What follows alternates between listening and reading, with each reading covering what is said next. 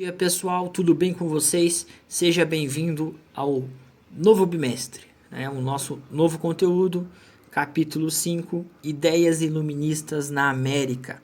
Terminamos a Revolução, o Congresso de Viena, vimos um pouco sobre a Era Napoleônica e neste momento nós vamos estudar um pouco a influência desse iluminismo, como ele chega nas colônias. Então a gente percebe que os lemas do iluminismo atravessam as fronteiras e por conta disso atinge também o processo de colonização. Lembra que na ideia iluminista, boa parte dos filósofos eles tinham algumas contradições e opiniões distintas sobre a liberdade entre os gêneros e principalmente entre os escravos, a colonização.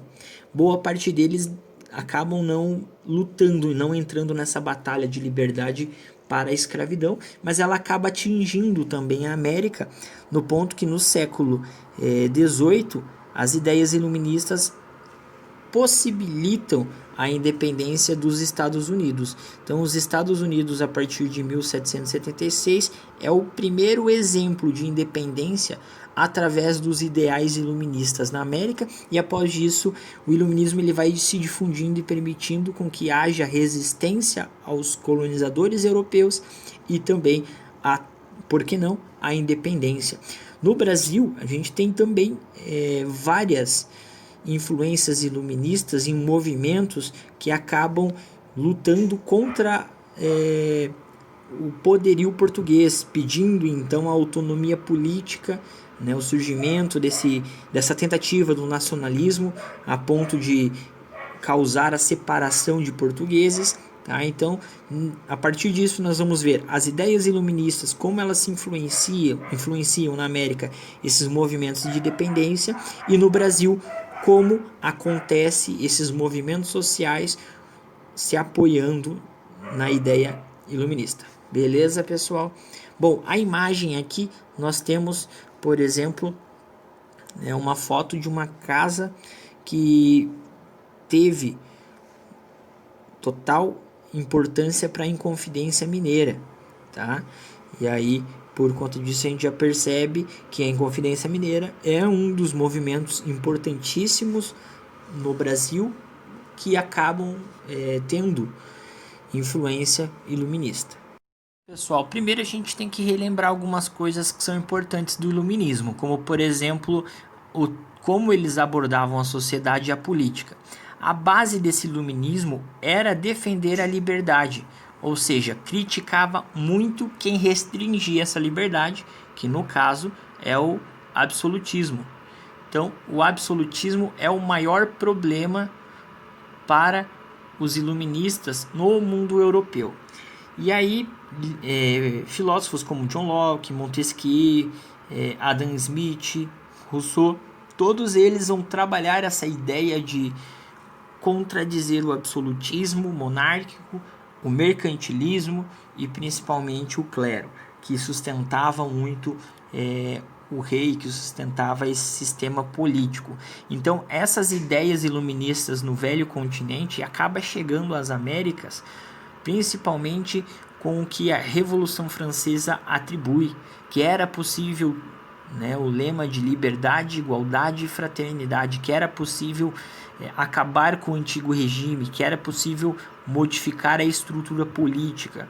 E a partir disso, esses lemas da Revolução Francesa, essas ideias iluministas, vão chegar à América por meio de livros.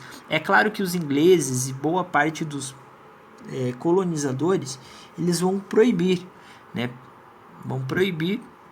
a chegada de ideias que pudessem contaminar a elite colonial.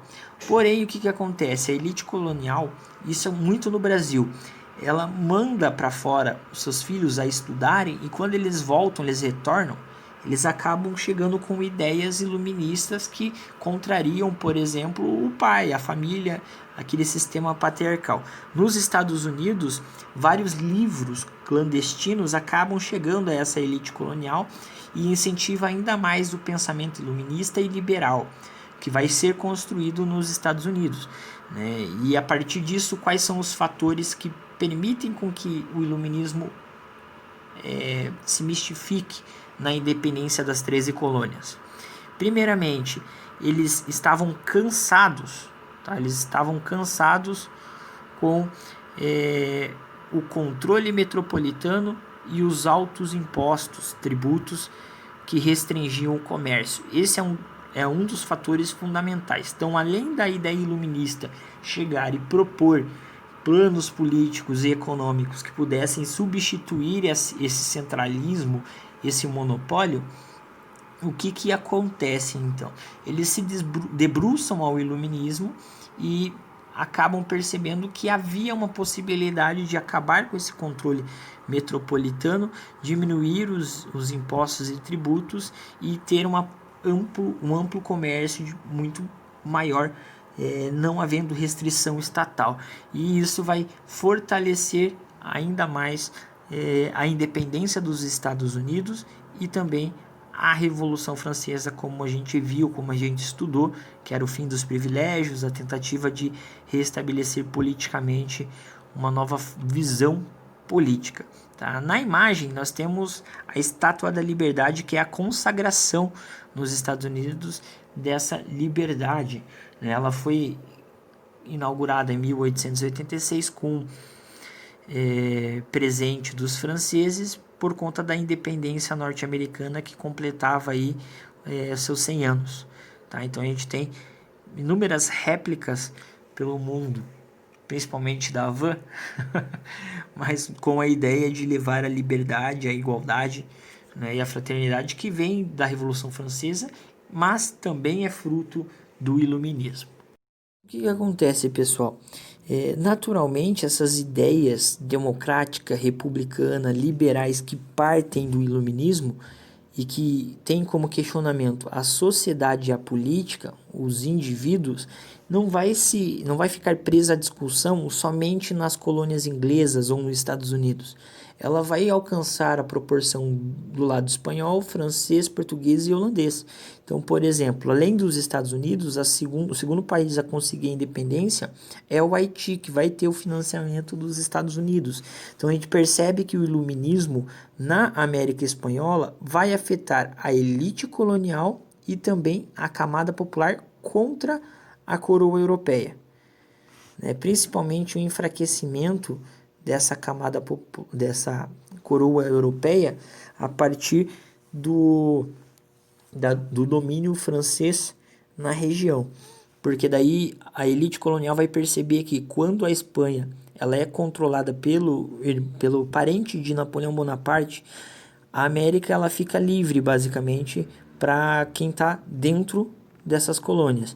E aí ganham-se muito mais dinheiro e autonomia do que o controle espanhol. E isso vai incentivar a elite colonial a conseguir e a se aproximar da camada popular para então fazer em boa parte da América Espanhola o processo de independência. Na América Portuguesa nós já temos uma diversificação, porque basicamente o sistema foi mais questionador à autoridade e o excesso de controle da coroa portuguesa, que vai atribuir duas rebeliões importantíssimas, que é a Conjuração Mineira e a Conjuração Baiana. Essas duas revoltas que acabam mostrando a insatisfação popular na região por causa da dominação portuguesa, principalmente por causa do dinheiro, por causa do ouro, né? Porque os portugueses vão aumentar a taxa de impostos e vão simplesmente não colocar só quem trabalha com a mineração, mas a sociedade inteira do ouro. E isso afeta muito a economia. Bom, pessoal, finalizamos por aqui. Gostaria que vocês realizassem a atividade da página 72. Até a próxima. Abraço.